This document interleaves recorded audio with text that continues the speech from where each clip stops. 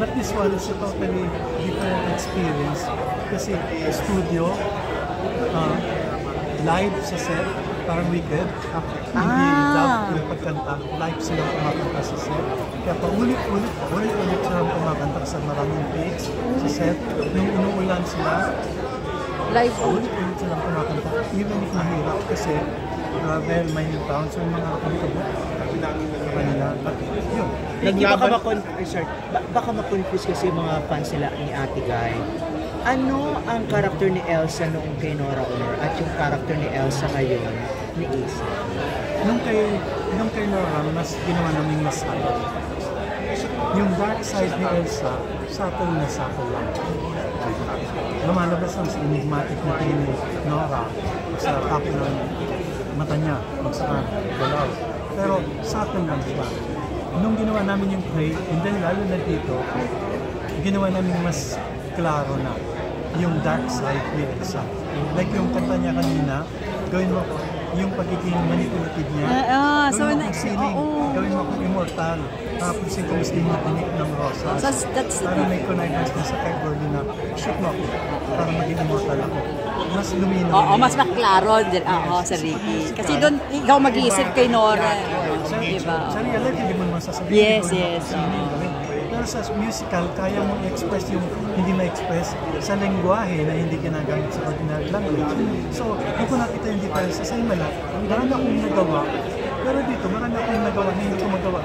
Kasi musical. So, may iba talaga, may bago talaga sa musical film. Like, may kanta singing niya na ang himala ay nasa gitna ng ating mga hita, etc. Sa dialogue, hindi man masasabihan sa customer niya na magano pa na ang himala, etc. Pero napaka-memorable din ni Mia sa movie. Ay, tik-tik, espera kang Saan na kaya siya? And then yung first version nito sa theater, si Isa Alvarez, yung name niya, memorable din. Kaya di ba si Cathy, tagal na audition bago natanggap. Pero may hirap yung singing roles nila. Mahirap. Ang tataas, ang hirap ng mga kanta. Ako si Ricky, sana lang po. Yung himala ay nanggagaling sa puso. Saan niyo po naisip yung linya na yun? Nung ginawa ko yung monologue ni Elsa sa script ko, akala ko maganda na siya. Dumalaw ako sa set, pinakita ko kay Bernie, sabi ni Bernie, parang hindi pa. Tinignan ko rin, nga parang hindi pa. So, anong gagawin ko? Paano ko i-reverse yung entire monologue na yun? Hirap ako sa set, nagkaisip paano. Dumalaw ako sa isang shooting niya, isang scene, nandun lahat ng mga may sakit. Anong shooting ng Himala at that time, totoo may sakit lahat. Okay. Kasi ni Bernal nakikita, ayaw niya ng hika lang, masakit sa puso. So, nung tumingin ako dun, mga Ilocano ko, karamihan hindi niya kaintindihan Tagalog, puro may sakit. Nang tinignan ko sila, yun, nung kaling sa puso ko, na tumitingin sa kanila, anong hinahanap nila, anong hinihingi nila. Nagpunta ko sa kwarto, ni-revise ko yung monologue na parang kinakausap sila ni Elsa. Walang natira sa entire monologue except yung line na walang himala. And then after nagawa ko yun, binigay kay Nora that night. Minimarize ni Nora that night. Sinabi ni Bernal, one take lang tayo bukas kasi 3,000 extras, 8 cameras. Hindi pwedeng take 2, one take ka lang. Ayun, ang eksena. So the next day, So one take lang pala yun? One take siya. So, doon Kasi dali. paano ulitin? 3,000 extras, saka yung 8 cameras. Iconic na kasi yung himala ay galing sa puso, di ba, Sir Ricky? Yes. Pwede na ang gawin. Hindi ko yun inimbento, naramdaman ko lang. Dahil nagpunta ako sa set, talagang makita mo sa mukha ng mga may sakit. Totoong may sakit sa set. Sir Ricky, how is it important for the younger audience na ma-witness yung ganitong story? Maraming dahilan sa younger audience. Unang-una, I think it's important sa kanila na ma-remind na tayong mga Pilipino, ang karanasan natin, paulit-ulit, generation after generation. Marami pa rin tayong karanasan in social concerns na nandyan pa rin. Like yung naghihintay tayo ng strong man or big person. Hero. Papakita sa atin. Rather than nasa puso natin yun, wala sa ibang tao. And then, I think yung generation ngayon, in a way, medyo confused sa identity niya dahil sa social media or the noise or that ganito ka, dapat ganito. So, importante sa kanila na nakapapanood ng mga pelikula na nagpapakita, ganito ang Pilipino, ganito tayo noon, and ganito tayo ngayon.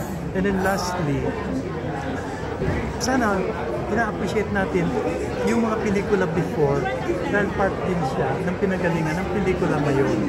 Isa siyang mahabang ilog at nanggaling yun sa ilog na yun. And so, maski na hindi ka filmmaker ngayon, dapat nililingon mo na once upon a time, ganito ang pelikula natin. Once upon a time, si Nora Honor gumawa ng ganito na yumanik sa Berlin Film Festival, yumanik sa CNN, Asia Pacific Awards, at hanggang ngayon, pinapanood pa rin ng ibang mga tao all over the world. So, tayo rin i-appreciate natin at panoorin. Tingin mo ba si Aisel ang perfect Elsa for this project, this movie musical? Kasi yung iba sinasabi, mas maganda raw sana kung kumbaga may commercial appeal like Nadine Lustre, Sarah Geronimo, Julian San Jose. Pero ikaw dun sa nakita mo? Pag may commercial appeal na, may dala-dala na siyang image sa consciousness ng tao. Hindi na siya everyman. Siya na si Nadine, siya na si kung sino man, si Bea Alonso. Pero si Aisel, para siyang ordinary person na gaya natin, na pwedeng paghimalaan. It can happen to you, it can happen to her. Si Nora iba. Hindi tayo Nora eh. Enigmatic si Nora eh. Chosen siya eh. Itong Elsa ngayon, chosen siya, very ordinary siyang tao na pinili. So mas real person yung Elsa ngayon, mas may dark side, mas ordinaryong tao kaysa yung kay Nora. Hindi nila pinilit na gayahin o pantayan. Hindi pa nila. Last year naglaban sa awards si Dulay Parkfly and Gomburza ni Pepe Joc, no? Ngayon kasama ka dun sa dalawang pelikula. Yung dalawa naghahati ng awards. Ang blessed ko naman at ang swerte na ngayong nagbabalik pelikula ako sa festival, si Pepe Joc at si Dulay ang director ko. Pero if I may say it, MMF baby ako. Nakilala ako ng mga tao bilang bilang writer dahil noong 1982, tatlong nominees. Yes, Applause. Best Picture, Second Best, Third Best, puro ako. At that time, TV lang naman ang pinapanooran ng mga tao, lang ibang platform. So, after that, nakikilala na ako ng ibang mga tao sa labas. Dati, nakapagtago pa ako. That time, nakilala na ako. So, doon nagsimula, in a way, ang career ko bilang writer na nakikilala. So, yun, and up to now. So, Siyempre, nice, dalawa.